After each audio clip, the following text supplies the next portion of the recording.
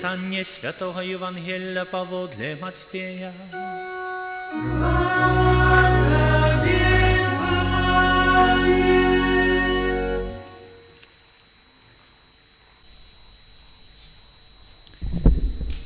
У той час Езус рассказал своим вучням такую приповесть.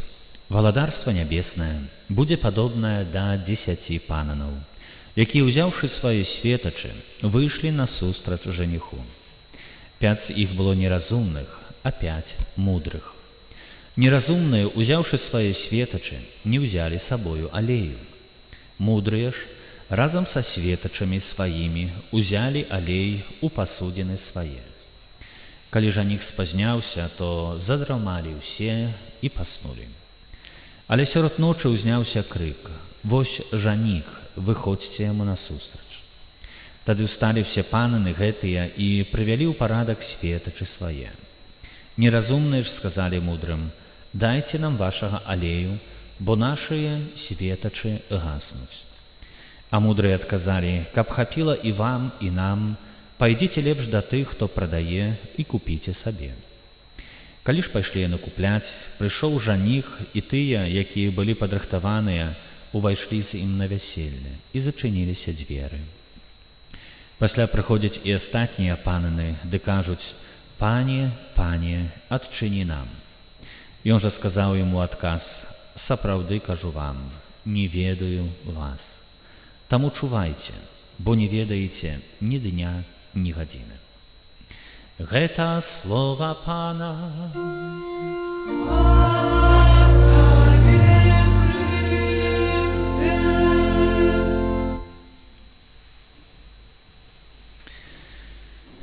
Узлюбленыя парафіяне, сённяшняе слова сённяшняй нядзелі вельмі прыгожа усхваляе мудрасць і заахвочвае да таго, каб быць мудрым. Ведаеце, у старым запавеце з мудрасцю параўноўваецца Духа Святога. Ён з'яўляецца Божай асобай, якая дае мудрасць. І таму чалавек, які напоўнены Духам Святым, ён заўсёды будзе мудры. А што такое мудры у Божым значэнні? Чалавек мудры ведае, хто ён такі, ведае прызначэнне свайго жыцця. Больш за тое, ведае сродкі, якія адпаведныя для таго, каб дайсці да мэты свайго жыцця, і ўмее гэтымі сродкамі карыстацца. Чалавек мудры, ён ведае дар людскога жыцця, шануе гэты дар, ведае Бога, ведае крыніцу, які падтрымлівае гэтае жыццё. І чалавек мудры – это той, который выдатна разумее, што без Бога ўсёй вяршыні прыгажосці жыцця людскога дасягнуць немагчыма. Таму чалавек мудры заўсёды шукае Бога. Чалавек мудры заўсёды шукае ягонае слова, шукае Бога ў святыні, у таінствах, у сваім жыцці, у сітуацыях жыццёвых, з якімі сустракаецца. Чалавек мудры задае пытанне: а дзе ў гэтым Бог? І як мне паступаць, як мне чыніць, каб не размінуцца з Богам, а ў наступстве жыццём вечным, да якога пакліканы кожны з нас і мае надзею, што яго дасягне.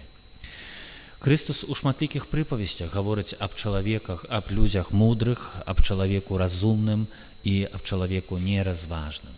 І фактычна гэтыя прыклады скіроўваюцца да таго, што чалавек мудры разумее, што такое дар жыцця, і выбірае адпаведныя сродкі. І сённяшняе Евангелле яно паказвае, што грамадства фактычна за часоў Езуса Хрыста, як і сёння, дзеліцца на два такія блокі. Тыя, якія ў спосаб мудры перажываюць гэтае жыццё. Христос гаворыць, з алеем выйшлі на спатканне свайго жаніха. І тыя, якія перажываюць сваё жыццё неразважна. Тыя, якія сабой гэты алей не ўзялі і светачы іхныя згаслі. І наступствам таго, што не хапіла мудрасці, зачынены брамы назаўсёды. Узлюблены, Христос павучае ў шматлікіх прыпавесцях для таго, каб чалавек меў свядомасць, меў параўнанне, меў алегорыю да Божага валадарства.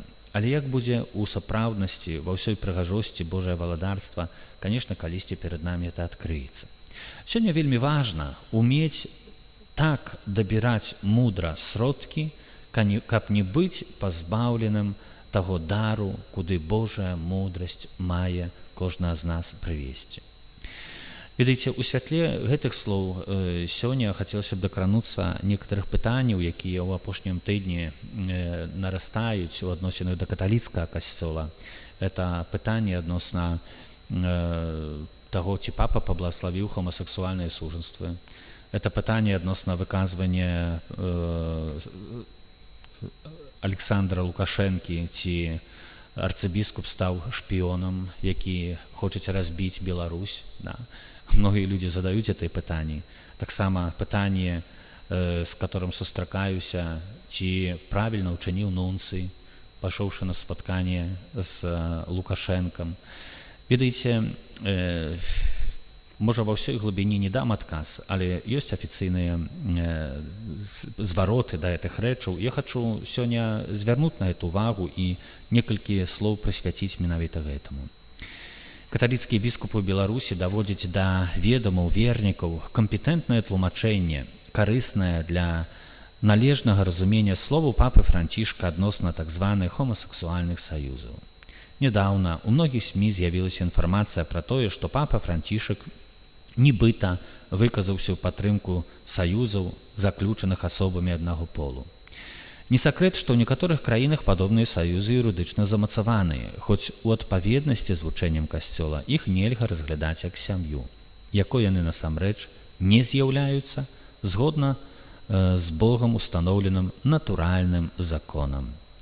Не сакрэт таксама і тое, што пэўныя сілы, у тым ліку ў Беларусі, няспынна стараюцца сцерці ў масавай свядомасці тое, што сужанства, альбо што такое сужанства, альбо, карыстаючыся свецкай тэрміналогіяй, шлюб – это саюз мужчыны і жанчыны, і ні ў якім выпадку не форма сужыцця асоб аднаго полу.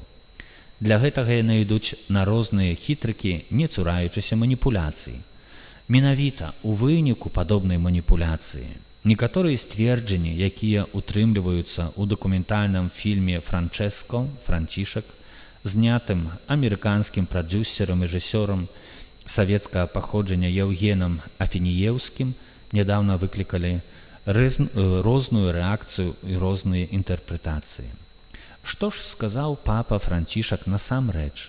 І няўжо штосьці змянілася ў каталіцкім веравучэнні наконт сужанства і сям'і?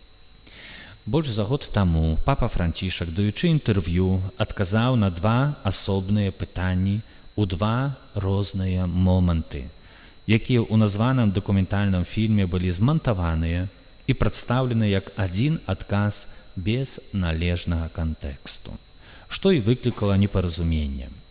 На пачатку святы Отец зрабіў пастырскую заўвагу адносна неабходнасці таго, каб у коле сям'і сын альбо дачка з гомасексуальнай арыентацыі ніколі не дыскрымінаваліся.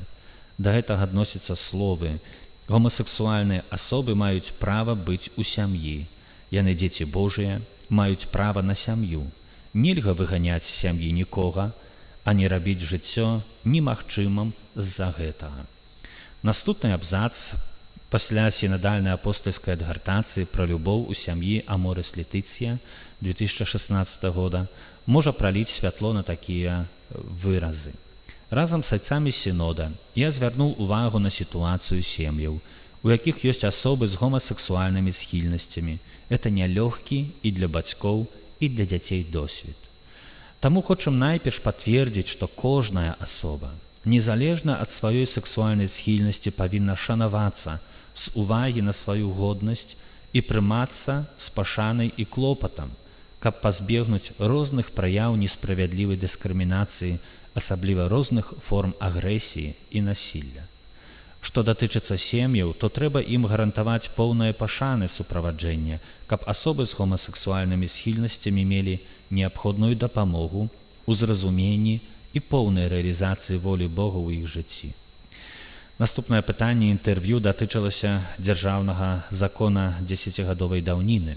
У Аргенціне раўнапраўныя шлюбы пар аднаго полу, і нязгодна з ім тагачаснага арцыбіскупа Бонас-Айрэса. На эту тэму папа Францішак заявіў, што недарэчна гаварыць пра гомасексуальны шлюб. дадаўшы, што ў гэтым канкрэтным кантэксце ён сказаў пра права гэтых асобаў быць абароненымі законам. Што мы лічым патрэбным зрабіць, это закон пра грамадзянскае сужыццё. Яны маюць права быць абароненымі законам. Я адстойваю гэта. Святы Айцец выказаўся такім чынам падчас інтэрв'ю ў 2014 годзе. Шлюб паміж адным мужчынам і адной жанчынай. Светскія дзяржавы жадаюць легалізаваць грамадзянскія саюзы, каб рэгуляваць розныя эканамічныя аспекты паміж асобамі, як, напрыклад, забеспячэнне медыцынскай дапамогі. Гаворка ідзе пра дамовы сужыцця рознай натуры, разнастайнай формы, якіх я не мог бы пералічыць.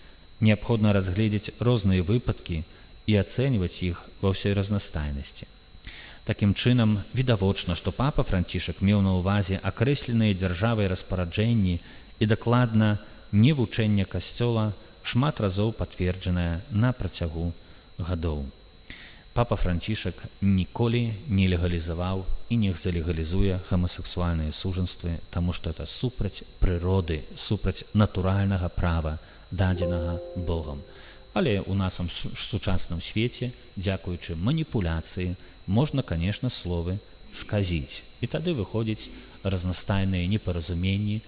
І, як бачым, асабліва расійскія СМІ вельмі любяць гэта падхапіць, што негатыўна тычыцца каталіцкага касцёла, і кінуць гэта на вельмі першы, скажам, такі смачок, каб зрабіць сенсацыю. Папа такога не казаў. Узлюбленыя, шмат хто з нас пытаецца таксама, а ксёндз арцыбіскуп, няўжо ён дзейнічаў на разбіццё, знішчэнне нашай краіны, як сказаў Александр Григорович Лукашенко. Это хлусня тотальная.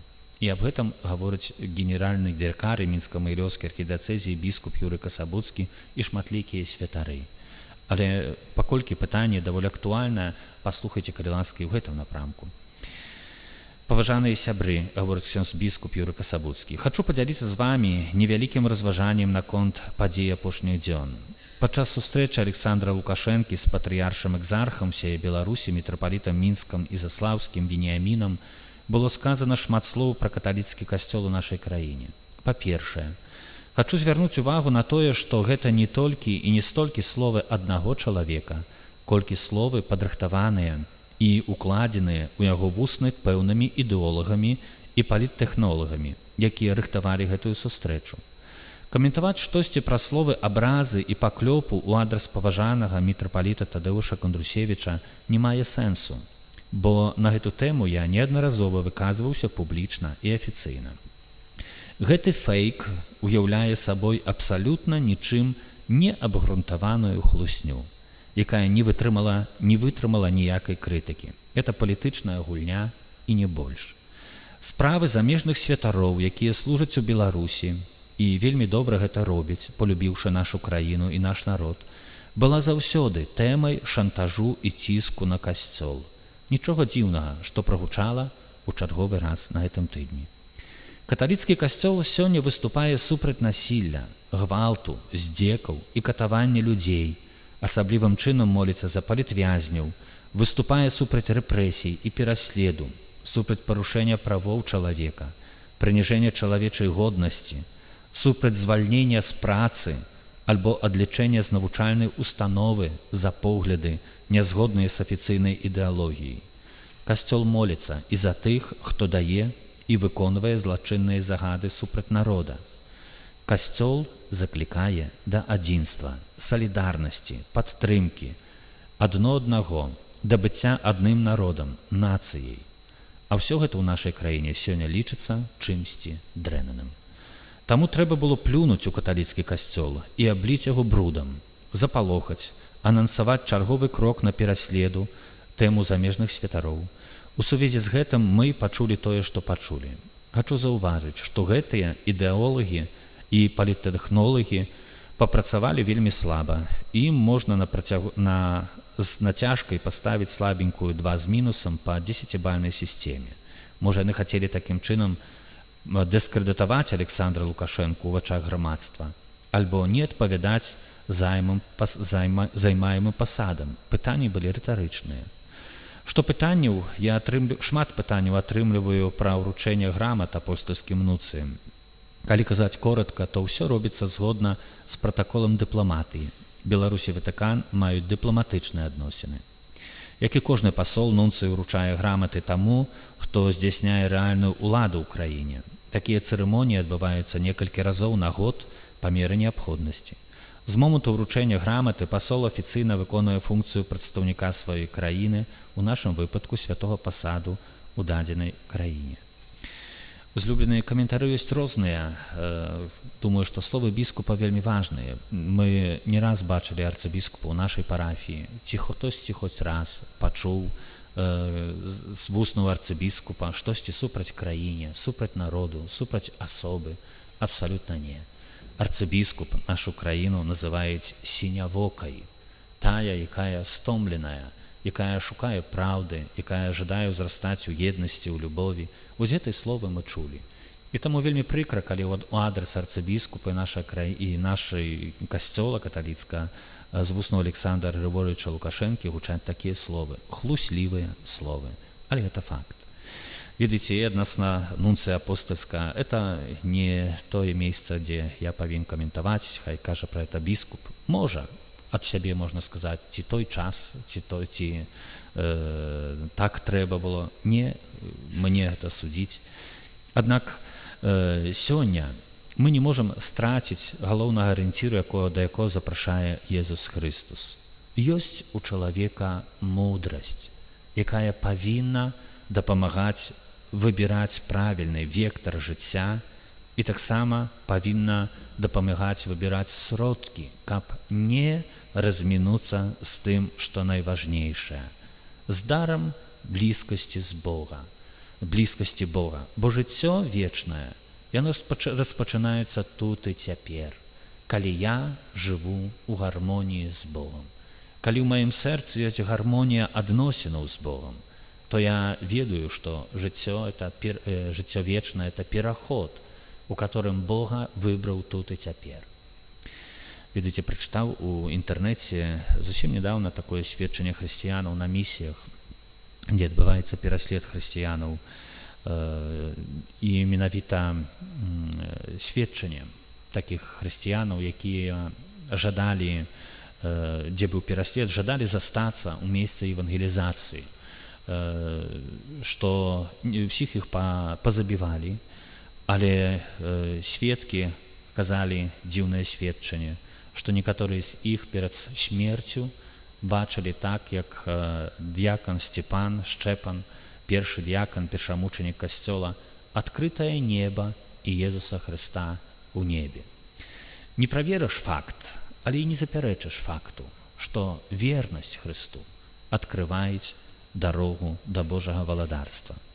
Мы забавязаны на аснове ўласнага розуму і свабоднага выбару шукаць тое, што Божае, быць людзьмі мудрымі і здабываць мудрасць, дабіраючы спосаб разумнай сродкі, каб не размінуцца з гаспадаром жыцця і каб выпадкова не прыналежыць да гэтых 5 панаў, якія могуць аказацца без алею і перад якімі будуць зачыненыя дзверы жыцця вечнага. Амэн.